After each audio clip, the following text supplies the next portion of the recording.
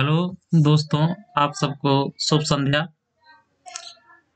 2014 में जो परीक्षा हुई थी यूजीसी नेट का, उसके तृतीय प्रश्न पत्र के सीरीज के साथ मैं आप सबके सामने उपस्थित हूं। इतिहास के विषय के बहुत ही महत्वपूर्ण प्रश्नों के साथ। सबसे पहले आप चैनल को सब्सक्राइब कर लें और लाइक भी करें तथा अपने दोस्तों में इसे शेयर भी करें। बस कुछ देर में आपके सामने वह प्यारा सा पीडीएफ ओपन होगा, उसके मैं व्याख्यात्मक प्रश्नों के साथ उपस्थित हूं। देखिए, आइए शुरू करते हैं इतिहास का प्रश्न पत्र की 2014 में जो प्रश्न दिए गए थे आपके प्रश्न पत्र में। तो आइए शुरू करते हैं प्रश्न नंबर 1।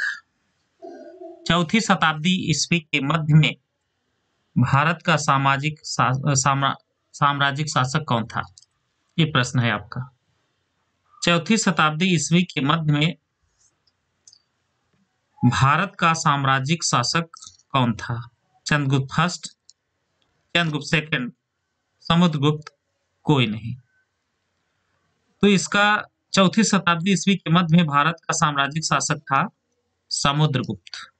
जानते हैं, इसे भारत का नेपोलियन भी कहा जाता था, समुद्रगुप्त को। तो चौथी शताब्दी ईस्वी के मध्य में भारत का साम्राज्यिक शासक था समुद्रगुप्त। प्रश्न नंबर 2 है, हूणों के साथ भारत आने वाली मध्य एशिया की अन्य प्रजाति कौन सी थी? हूणों के साथ आने वाली मध्य एशिया की अन्य प्रजाति थी कुषाण, शक, गुर्जर, पल्लव। तो हूणों के साथ भारत आने वाली मध्य एशिया की अन्य प्रजाति जो है गुर्जर थी। बी विकल्प सही विकल्प है। ये गुर्जर जो थे हूणों के साथ भारत आए थे, जो मध्य एशिया की एक प्रजाति थी गुर्जर।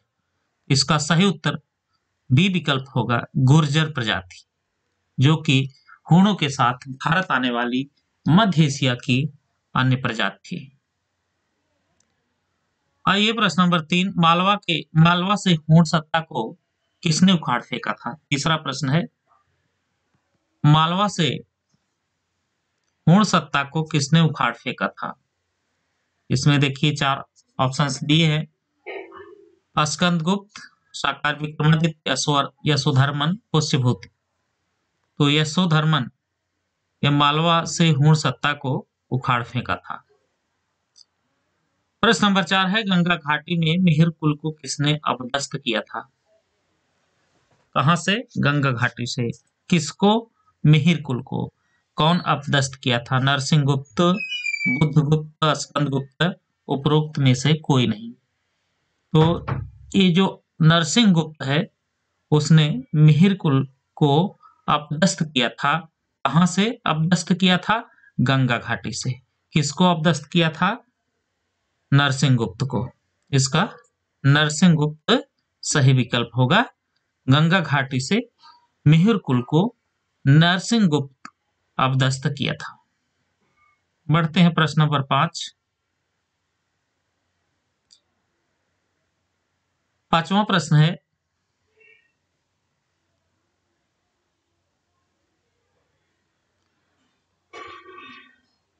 आइए देखते हैं पांचवा प्रश्न, निम्नलिखित में से कौन सा सही नहीं है? क्रम से देखें। स्कंदगुप्त की मृत्यु के साथ ही गुप्त साम्राज्य का अंत हो गया। यह सही नहीं है कि स्कंदगुप्त की मृत्यु के बाद साम्राज्य चलता रहा किंतु केंद्रीय नियंत्रण कमजोर हो गया। स्कंदगुप्त की मृत्यु के बाद स्थानीय शासक स्वतंत्र हो गए।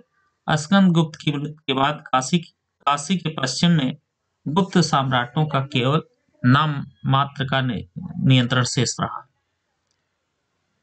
तो केवल इसमें एक विकल्प सही नहीं है, पहला ए वाला। स्कंदगुप्त की मृत्यु के साथ ही गुप्त साम्राज्य का अंत नहीं हो गया था। और ये तीनों सही हैं, केवल एक सही नहीं है। विकल्प ए इसका सही ऑप्शन होगा।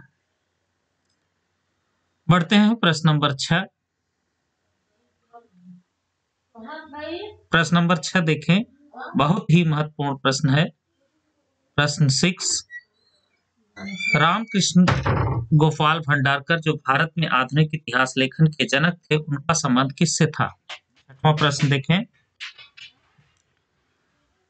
रामकृष्ण गोपाल भंडारकर जो भारत में आधुनिक इतिहास लेखन के जनक थे, उनका संबंध था मार्क्सवादी विचारधारा, रांके विचारधारा, हेगेल विचारधारा, टायलनवी विचारधारा।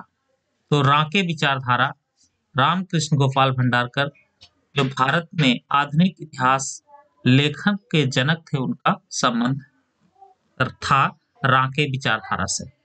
इसका बी विकल्प सही विकल्प होगा। आइए बढ़ते हैं प्रश्न नंबर 7। 7वां प्रश्न है, दो तरफ सूची दिया है, सूची 1, सूची 2। एक तरफ दिया है सोन संस्कृति, नेवासा संस्कृति, वागौर संस्कृति, कोल्डिहवा संस्कृति, मध्यपुरा पाषाण संस्कृति, निम्नपुरा पाषाण संस्कृति, नवपाषाण संस्कृति, उच्चपुरा पाषाण संस्कृति। इसका सही विकल्प कौन होगा?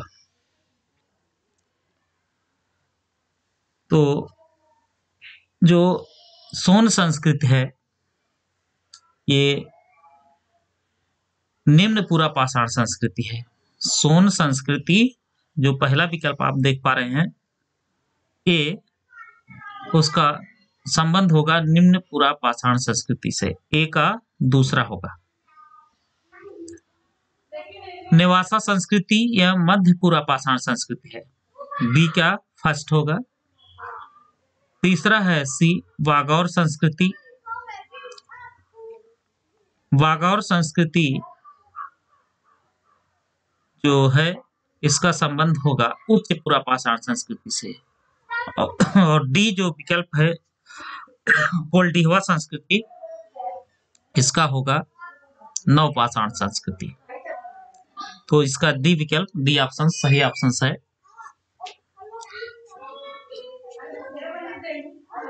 प्रश्न नंबर आगे बढ़ते हैं 8।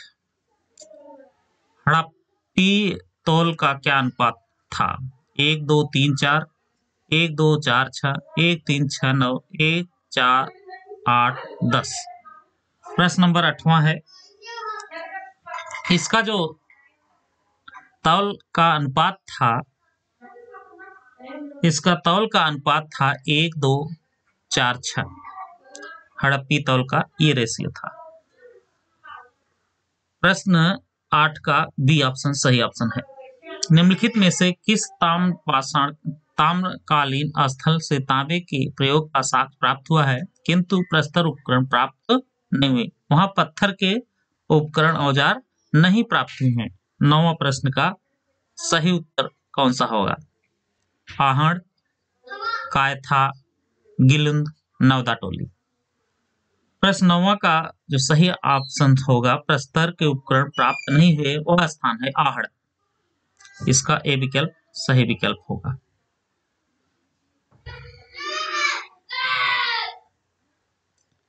आगे बढ़ते हैं प्रश्न नंबर 10।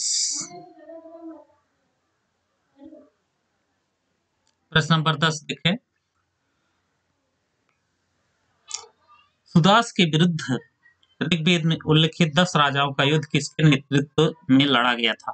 सुदास के विरुद्ध ऋग्वेद में 10 राजाओं का युद्ध किसके नेतृत्व में लड़ा गया था? इसका सही उत्तर कौन सा होगा? वशिष्ठ, विश्वामित्र, कुरु, पुरु। तो 10वें का सही विकल्प होगा विश्वामित्र। सुदास के विरुद्ध ऋग्वेद में 10 राजाओं का युद्ध विश्वामित्र के नेतृत्व में लड़ा गया था। इसका बी विकल्प सही विकल्प होगा। प्रश्न 11 है, निम्नलिखित में से कौन सा कथन ऋग्वेद कालीन सभा और समिति के संदर्भ में सही है? 11वां प्रश्न देखें, कौन सा कथन है जो ऋग्वेद कालीन सभा और समिति के संदर्भ में सही है?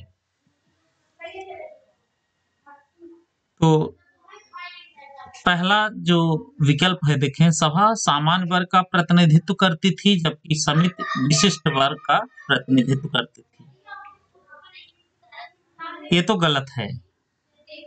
सभा विशिष्ट वर्ग का प्रतिनिधित्व करती थी जबकि समिति सामान्य वर्ग का प्रतिनिधित्व करती है। ये विकल्प सही विकल्प है। सभा और समिति में सदस्यों की संख्या समानुपात होती थी, नहीं, ये गलत है। समिति में सदस्यों की संख्या सभा के सदस्यों की संख्या से ज्यादा होती थी, ये भी गलत है। इसका भी विकल्प सही विकल्प होगा। सभा विशिष्ट वर्ग का प्रतिनिधित्व करती थी जबकि समिति सामान्य वर्ग का प्रतिनिधित्व करती थी। प्रश्न नंबर 12, दो वक्तव्य हैं, इसमें एक कथन है और दूसरा कारण है। कथन है, भारतीय नरेशों में बिंबिसार ने ही सर्वप्रथम योग्य प्रशासन की आवश्यकता पर बल दिया था। कारण है, मंत्रियों का चयन बिंबिसार स्वयं करता था और उनकी सम्मति की उपेक्षा न करने की उसकी ख्याति थी। कौन सही है ये पूछ रहा है। 12वां प्रश्न है कथन और कारण से संबंधित। इसमें जो दोनों दिया है ए और आर, कथन और कारण, ये दोनों सही हैं। भारतीय नरेशों में बिंबिसार ने ही सर्वप्रथम योग्य प्रशासन की आवश्यकता पर बल दिया था, ये भी सही है। और मंत्रियों का चयन बिंबिसार स्वयं करता था और उनकी सम्मति की उपेक्षा न करने की उसकी ख्याति थी, ये भी सही है। लेकिन दोस्तों, ए इसका जो विकल्प है ए और आर दोनों सही हैं तथा ए की सही व्याख्या आर है। इसका जो ए विकल्प है वो सही विकल्प है। बढ़ते हैं प्रश्न नंबर 13। प्रश्न नंबर 13 है, अर्थशास्त्र के अनुसार शासकीय कर्मचारियों के अधिकतम और न्यूनतम वेतन का क्या रेशियो रहा। अर्थशास्त्र के अनुसार शासकीय कर्मचारियों के अधिकतम और न्यूनतम वेतन क्या थे। तो इनका जो रेशियो था, अधिकतम 4,800 और न्यूनतम 6।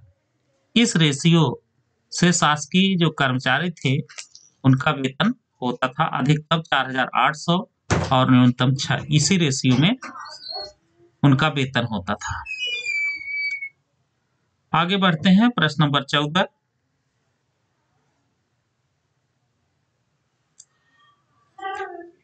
प्रश्न नंबर 14 देखें, ये भी कथन और कारण से है। नीचे दो कथन दिए जा रहे हैं। प्रथम कथन को अभिकथन और द्वितीय कथन को कारण कहा गया। अभिकथन में है, व्यापारिक अर्थव्यवस्था बुद्ध के समय में फलने फूलने लगी। और जो कारण है, जैनियों ने बड़ी संख्या में कृषि को छोड़ व्यापार को अपना लिया था। 14वां प्रश्न है, इसका सही विकल्प कौन होगा। इसका जो सही विकल्प होगा, व्यापारिक अर्थव्यवस्था बुद्ध के समय में फलने फूलने लगी थी, ये भी सही है। जैनियों ने बड़ी संख्या में कृषि को छोड़ व्यापार को अपनाया, ये भी सही है। और जो अभिकथन ए है और जो कारण आर है उसकी सही व्याख्या करता है। तो इसका जो ए विकल्प है वो सही विकल्प होगा। बढ़ते हैं प्रश्न नंबर 15। निम्नलिखित में से किस शासक को वर्ण संकर प्रथा को रोकने का श्रेय दिया गया है। 15वां प्रश्न देखें, कौन सा शासक था जिसको वर्ण संकर प्रथा को रोकने का श्रेय दिया जाता है। पुष्यमित्र शुंग, वासुदेव कर्ण, गौतमी पुत्र सातकर्णी और प्रवरसेन फर्स्ट।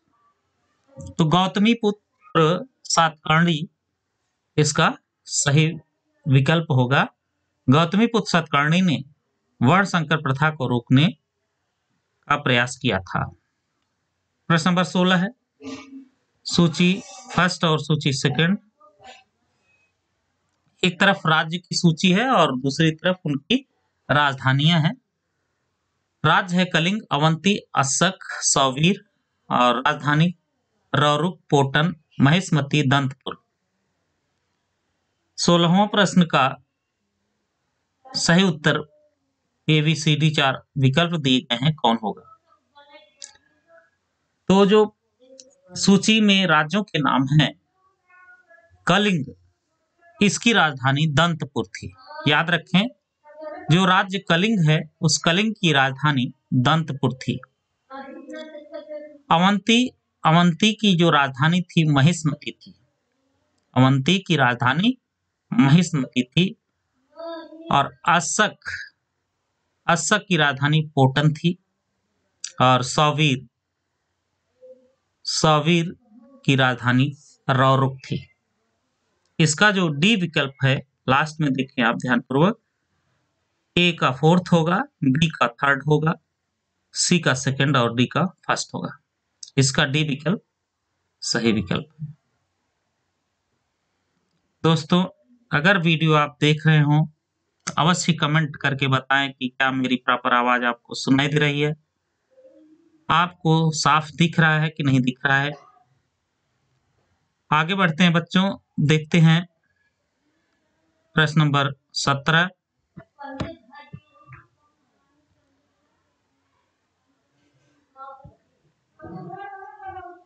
प्रश्न नंबर 17 देखें।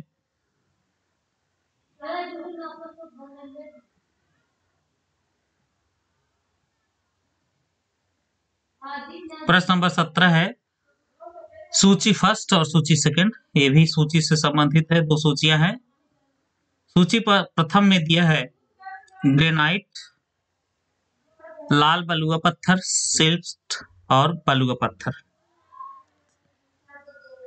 तो इसमें जो ग्रेनाइट है यह कहां से मिला है? ग्रेनाइट पत्थर महाबलीपुरम कला से, महाबलीपुरम कला से संबंधित है ग्रेनाइट।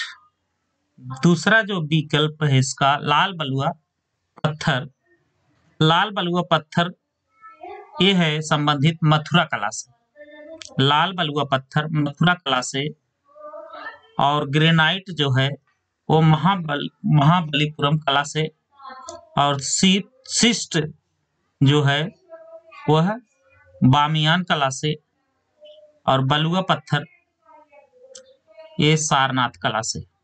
इसका डी ऑप्शन सही ऑप्शन होगा। बढ़ते हैं प्रश्न नंबर 18। प्रश्न नंबर 18 है, निम्नलिखित में से किस ग्रंथ में कापालिकों, पाशुपतों और बद्धों के भ्रष्ट आचरण का वर्णन है? प्रश्न एक बार पुनः आप देखें, निम्नलिखित में से किस ग्रंथ में कापालिकों, पाशुपतों और बद्धों के भ्रष्ट आचरण का वर्णन है? महाबली चरित, मत्त विलास, मृक्ष कटिक, उत्तरामचरित। तो जो बी विकल्प है मत्त विलास, यह भ्रष्ट आचरण का वर्णन उसी में प्राप्त होता है। पाशुपतों और बौद्धों के भ्रष्ट आचरण का वर्णन मत्त विलास में प्राप्त होता है। प्रश्न नंबर 19 है, पदिरुपत्तु निम्नलिखित में से किसकी प्रशंसा का पद्य संग्रह है? पदरिपत्तु 19वां प्रश्न देखें, दक्षिण भारत के इतिहास से संबंधित है। किसकी प्रशंसा करता है? किस वंश के? पदरिपत्तु ये चेर राजाओं की प्रशंसा का पद्य संग्रह है। प्रश्न नंबर 20 है, निम्न दो वक्तव्य दिए हैं, एक को कथन है, दूसरे को कारण आर।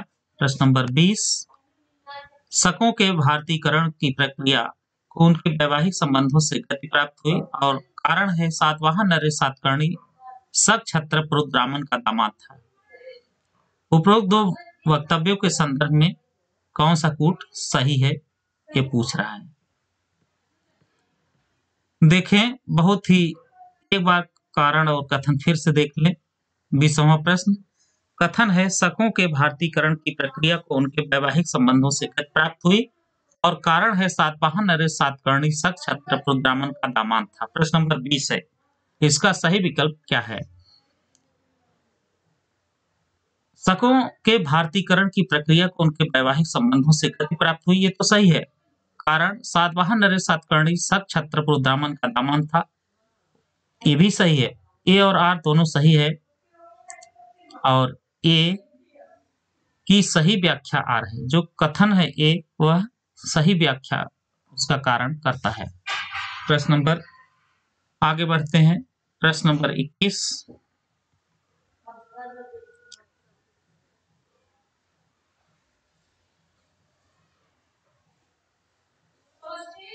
प्रश्न नंबर 21 एक बार देखें।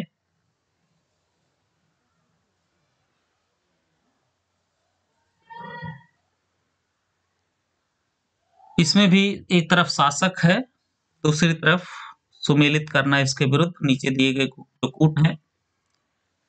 शासक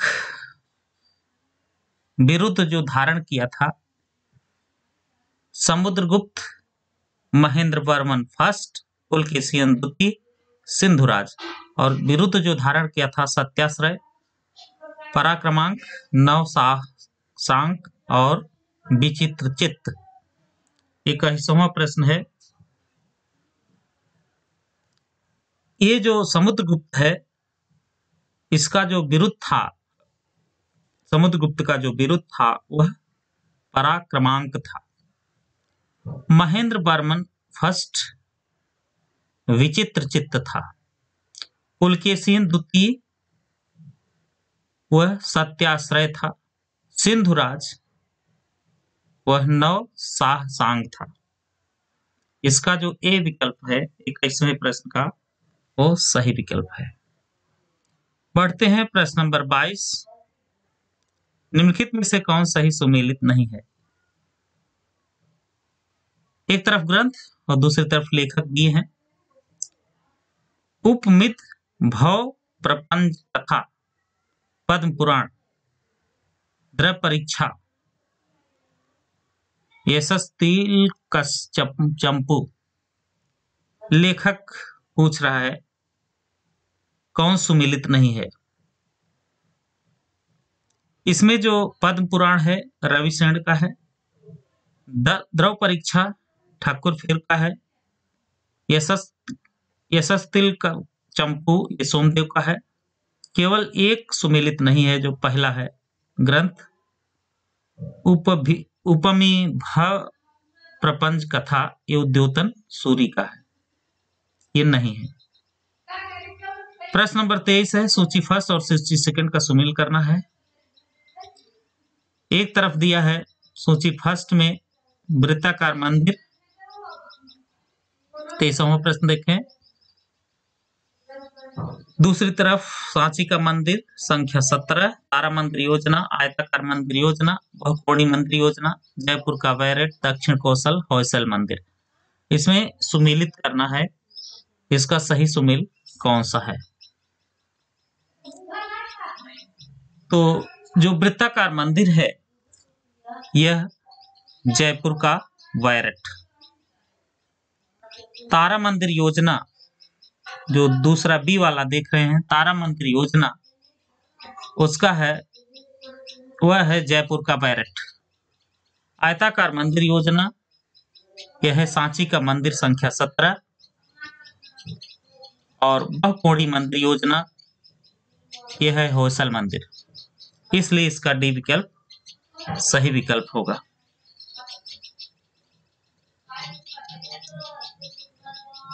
बढ़ते हैं आगे।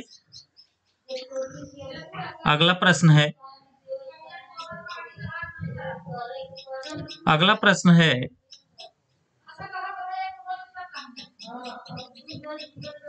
24वां। दक्कन के किस राजवंश को अरब लेखकों ने संसार के चार सार्वभौम राजवंशों में से एक बताया है? मानखेट के राष्ट्रकूट, वातापी के चालुक्य, कल्याणी के चालुक्य और कोणकण के मौर्य। प्रश्न नंबर 24 का सही विकल्प होगा मानखेट के राष्ट्रकूट। दक्कन के इस राजवंश को, किस राजवंश को? मानखेट के राष्ट्रकूट राजवंश को अरब लेखकों ने संसार के 4 सार्वभौम राजवंशों में से एक बताया था। प्रश्न नंबर 25 है, प्रश्न नंबर 25वां है। इसमें दो सूची हैं। सूची एक तरफ, दूसरी तरफ वर्णित विषय, गौड़वहो, नागाघन, पुरनानूर, अगनानूर। इसका जो सही सुमेल है ये करना है।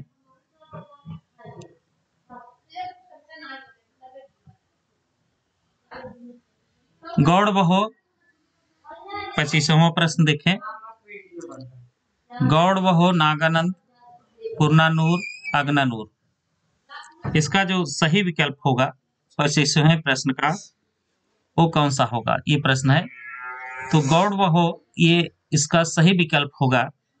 गौड़ बहो का कानिकुब्ज नरेश यशो वर्मा के अभियान। नागानंद जो बी विकल्प है इसका होगा बोधिसत्व विमुक्त वाहन की कथा। सी जो पुरनानूर है,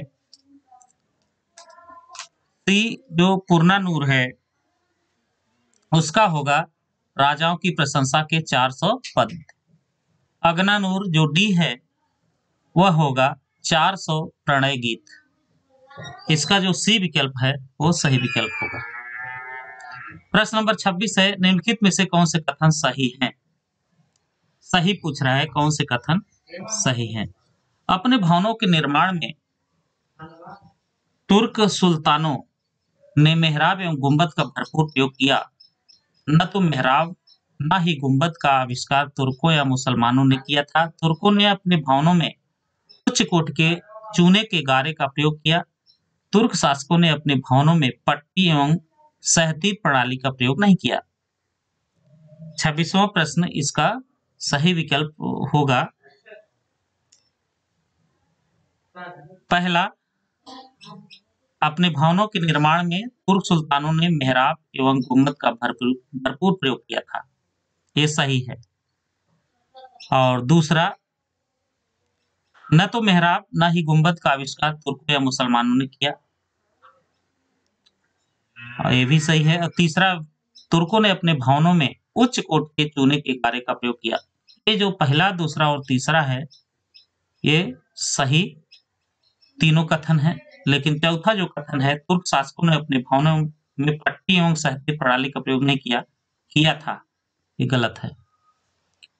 तो इसका सही विकल्प सी विकल्प होगा, 1, 2, 3 क्रमशः ऊपर से। आगे बढ़ते हैं, प्रश्न नंबर 27।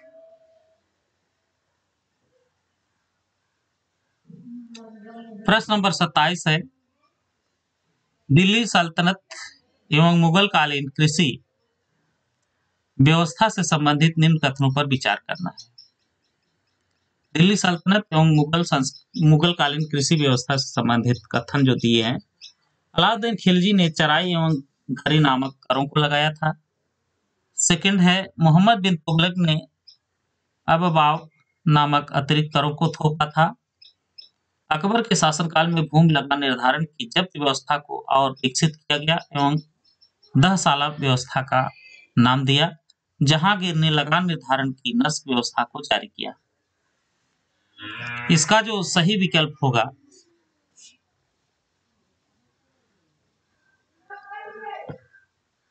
ये कौन विकल्प होगा, ये पूछा है। प्रश्न एक बार फिर से देखें।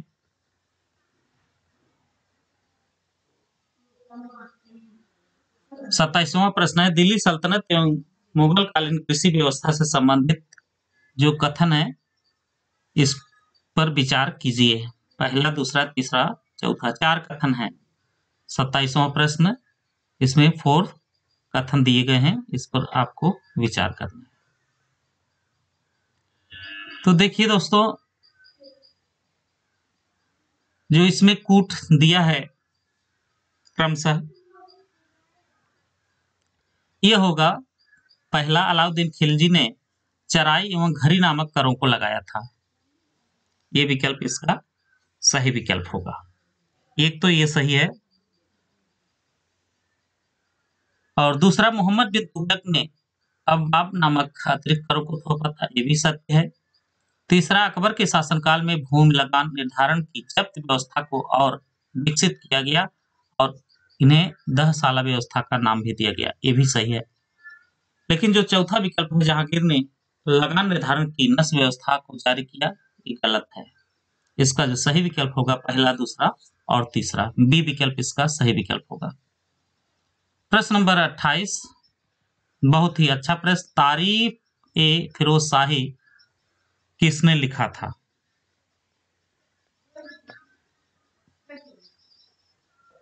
तारीख ए फिरोज शाही, ये प्रश्न है, किसके द्वारा ये लिखी हुई है? 28वां प्रश्न है, जियाउद्दीन बर्नी तथा अमीर खुसरो, जियाउद्दीन बर्नी तथा शम्स-ए सिराज आसिफ तथा इसामी, शम्स-ए-सिराज आसिफ तथा मिन्हाज सिराज। तो तारीख ए फिरोज शाही लिखी गई है जियाउद्दीन बर्नी और शम्स-ए-सिराज आफीफ द्वारा लिखी हुई है। इसका जो बी विकल्प होगा वो सही विकल्प होगा। प्रश्न नंबर 29 देखें, दीवान शागिर्द मुहर्रिर के पद केवल अहल एक कलम और उन व्यक्तियों को देने चाहिए जिनके पूर्वज शासकों तथा अमीरों की सेवा में रहे। उपरोक्त विचार किसने प्रकट किया था? मिन्हाज उस सिराज, जियाउद्दीन बर्नी, फख-ए-मुदव्विर, सुल्तान फिरोज तुगलक। 29वां प्रश्न का सही उत्तर होगा फख-ए-मुदव्विर। दीवान शागिर्द मुहर्रिर के पद केवल अल्लाह एक कलम और उन व्यक्तियों को देने चाहिए, ये किसका कथन था? ये था फख-ए-मुदव्विर। 29वां प्रश्न था ये। इसका सी विकल्प सही विकल्प होगा। आगे बढ़ते हैं, प्रश्न नंबर 30। प्रश्न नंबर 30 देखें, ये भी कोर्ट से संबंधित प्रश्न। सूची फर्स्ट में सूफी संत हैं और उनका सेकंड में कार्यस्थल है। शेख मोइनुद्दीन चिश्ती संप्रदाय के थे। शेख बहाउद्दीन जकरिया, शेख फरीदुद्दीन मसूद, गंज ए सकर, शेख निजामुद्दीन औलिया। प्रश्न नंबर 30। प्रश्न नंबर 30 का सही कूट में दिखाना है। प्रश्न नंबर 30 का सही कूट होगा, जो पहला है शेख मोइनुद्दीन चिश्ती, ये तो एकदम स्पष्ट है। शेख मोइनुद्दीन चिश्ती का जो कार्य क्षेत्र था वह अजमेर था। चिश्तिया संप्रदाय के संत थे शेख मोइनुद्दीन चिश्ती, इनका जो कार्य क्षेत्र था वो अजमेर में था। तो ए का फोर्थ सही होगा और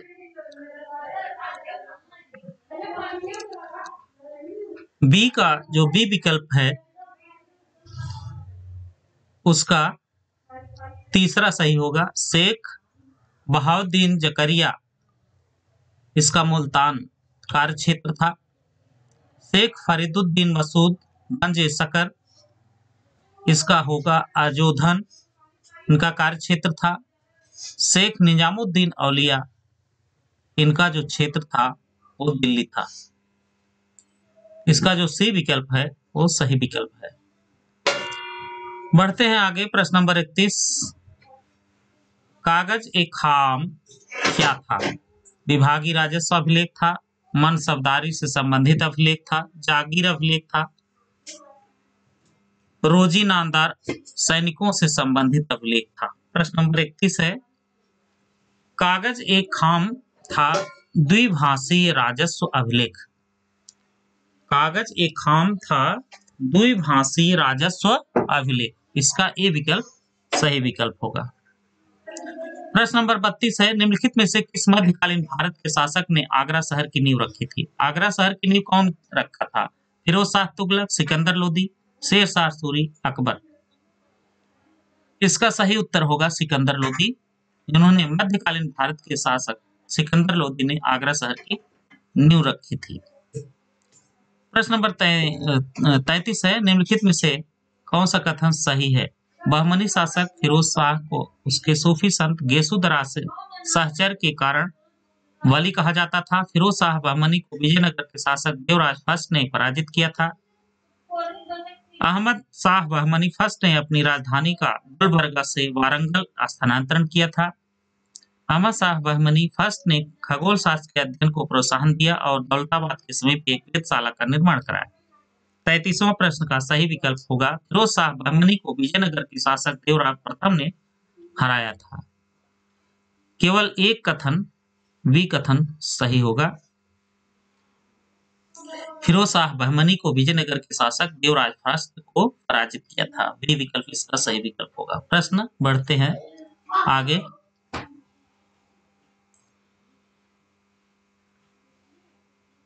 प्रश्न नंबर 34 है, आगे देखिए।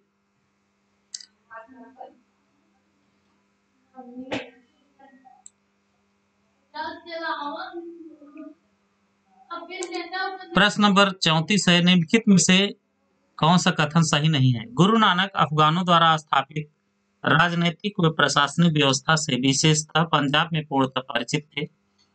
उन्हें बाबर की आक्रमणकारी सेना को पाक की बारात के रूप में देखा। उनका विश्वास था कि ईश्वर की कोई जाति नहीं है, न कि ईश्वर ने जाति को कोई महत्व दिया। ब्राह्मण और क्षत्रिय शोषणकारी व्यवस्था के भाग नहीं। ये प्रश्न है। ब्राह्मण और क्षत्रिय शोषणकारी व्यवस्था के भाग नहीं है, ये कथन सही नहीं है।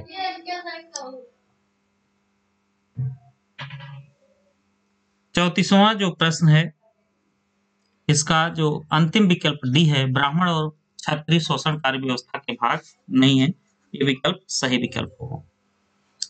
प्रश्न नंबर 35 है, निम्नलिखित में कौन सा कथन सही नहीं है? शेर शाह ने लाहौर से मुल्तान तक एक नई सड़क का निर्माण करवाया।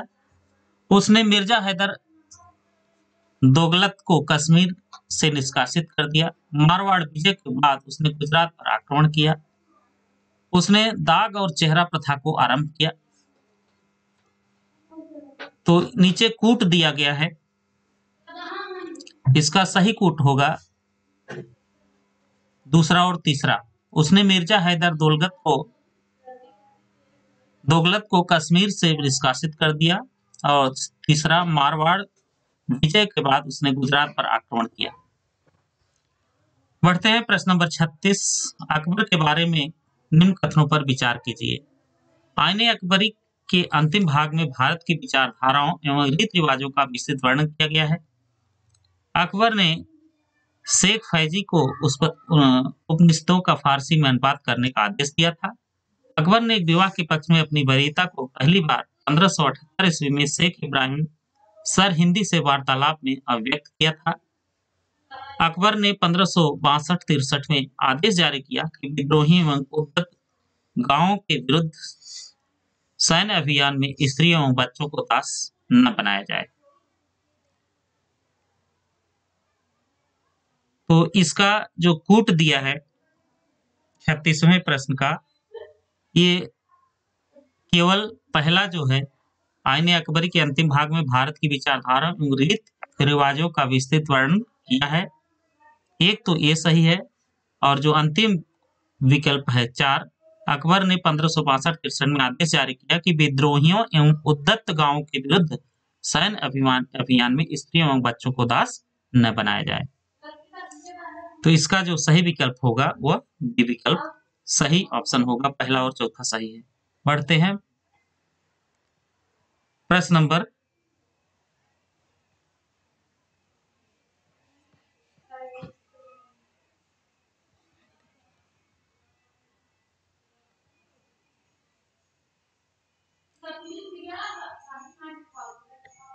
37 है, निम्नलिखित में से किस धार्मिक समुदाय ने 1557 में भारत में छापे खाने की शुरुआत की? बहुत ही अच्छा प्रश्न। 37वां, छापे खाने की शुरुआत 1557 में किसने किया? फ्रांसिस्कान्य, कांस, डोमिनिकान्स, जेसुइट्स, प्रोटेस्टेंट्स, मिशनरीज। कौन शुरू किया था छापे खाने की शुरुआत 1557 में? 37वां प्रश्न का सही उत्तर होगा जेसुइट्स। इसी विकल्प इसका सही विकल्प होगा। प्रश्न नंबर 38 है, निम्नलिखित में से कौन सा चित्रकार पशुओं का चित्रण करने में बहुत अच्छा था, बहुत बेजोड़ था पशुओं का चित्र बनाने में? 38वां प्रश्न है। इसका सही उत्तर होगा उस्ताद मंसूर। उस्ताद मंसूर जो था पशुओं का चित्र बनाने में बहुत ही उन्नत था। सी विकल्प इसका सही विकल्प होगा, उस्ताद मंसूर। प्रश्न नंबर 39 बढ़ते हैं। नीचे दो कथन दिए हैं जिसमें एक कथन अभिकथन, दूसरा कारण है। ईस्ट इंडिया कंपनी ने 17वीं शताब्दी के अंत तक अपने पुर्तगाली एवं डच व्यापारिक प्रतिद्वंदियों को रास्ते से हटा दिया। कारण है अंग्रेज व्यापारी उच्च कोटि की वस्तुओं को सस्ते दामों पर बेचते थे। 39वां प्रश्न है। इसका तो सही उत्तर अभी तक नहीं मिल पाया है। पढ़ते हैं आगे। प्रश्न नंबर 40। प्रश्न नंबर 40 है, अंग्रेजों द्वारा हस्तगत बंबई पर पूर्ण अधिकार किसका था?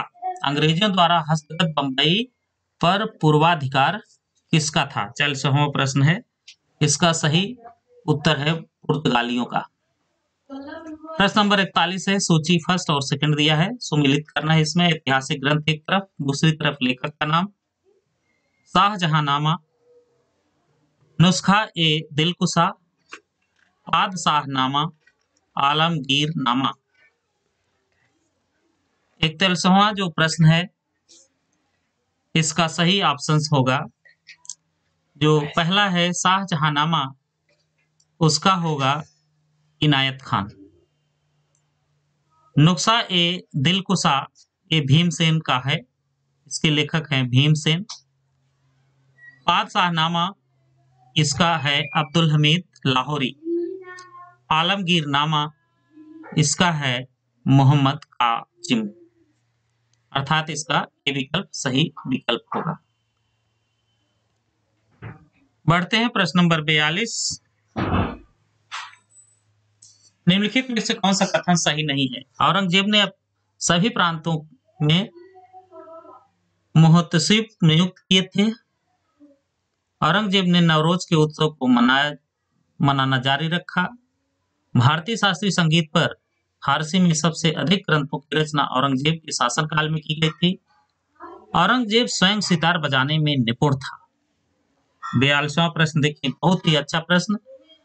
औरंगजेब ने नवरोज के उत्सव को, नवरोज एक तरह का व्रत होता था उस समय, औरंगजेब के समय में उसके उत्सव को मनाना बंद नहीं किया था, बल्कि औरंगजेब ने नवरोज के उत्सव को मनाना जारी रखा था। इसका बी विकल्प सही विकल्प होगा। बढ़ते हैं प्रश्न आगे।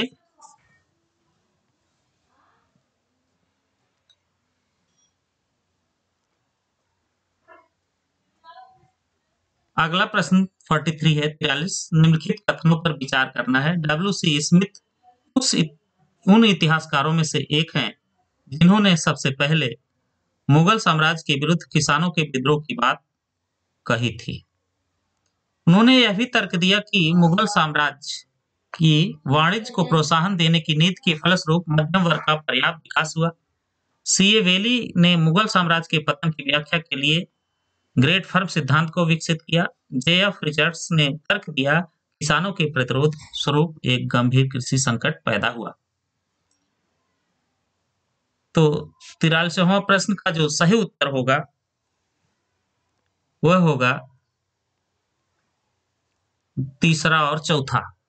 जो नीचे के 3 और 4 देख रहे हैं, C.A. वेली के मुगल साम्राज्य के पतन की व्याख्या के लिए ग्रेट फर्म सिद्धांत को विकसित किया, और चौथा J.S. रिचर्ड्स ने तर्क दिया किसानों के प्रतिरोध स्वरूप एक गंभीर कृषि संकट पैदा हुआ। इसका ये विकल्प दूसरा और तीसरा, इसका जो विकल्प है दूसरा और तीसरा, यह सही विकल्प है। आगे बढ़ते हैं प्रश्न नंबर 44।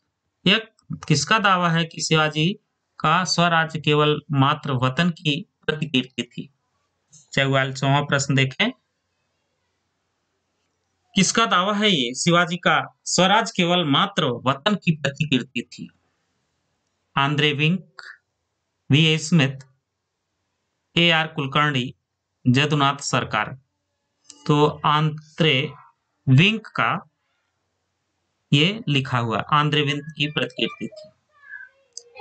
45वां प्रश्न है, निम्नलिखित में से कौन सा कथन सही है? मुगल कालीन भारत में जमींदारी अधिकार वंशानुगत और बिकाऊ थे। सभी गांव जमींदारों के कंट्रोल में थे। कृषि अधिशेष में जमींदारों का भाग समस्त मुगल साम्राज्य में एक समान था। सभी जमींदार मालिक एक जमीन थे। इसका सही उत्तर होगा मुगल कालीन भारत में जमींदारी अधिकार वंशानुगत और बिकाऊ थे। जो जमीनों के अधिकार थे मुगल काल में, वे राजा के बाद उसके पुत्र और उसके पुत्र के बाद फिर उसके पुत्र को दिए जाते थे। तो इसका सही विकल्प होगा मुगल कालीन भारत में जमींदारी अधिकार वंशानुगत और बिकाऊ थे। 45वें प्रश्न का पहला विकल्प सही विकल्प होगा। बढ़ते हैं प्रश्न नंबर 46।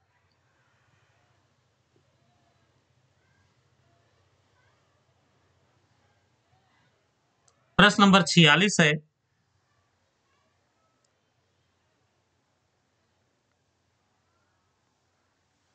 व्यय न की बचत करना अमीर वर्ग की जीवन शैली की प्रमुख विशेषता थी।